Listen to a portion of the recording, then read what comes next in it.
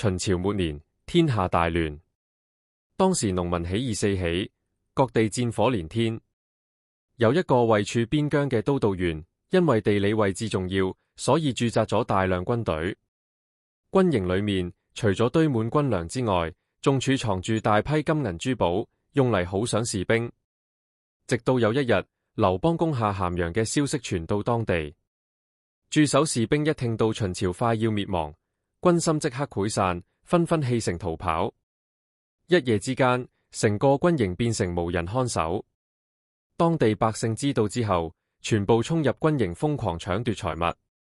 大家第一時間搶嘅全部都係金銀珠寶，因為喺大部分人眼中，黃金永遠最值錢。但偏偏有一個叫任氏嘅人，諗法同所有人完全唔同。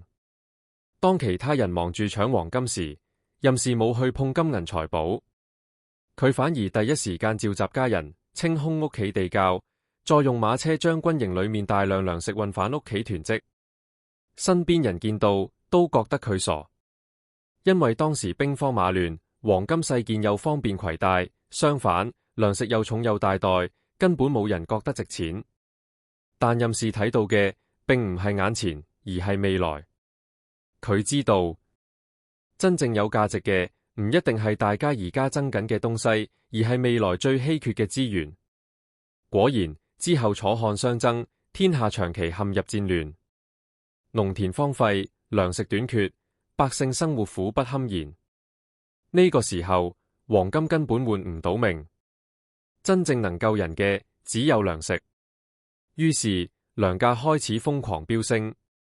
當年嗰班拼命搶金銀財寶嘅人，最後都只能高價向任氏買糧，而任氏就靠住當年囤積落嚟嘅糧食，狠狠賺咗一大筆錢，最後成為遠近聞名嘅富豪。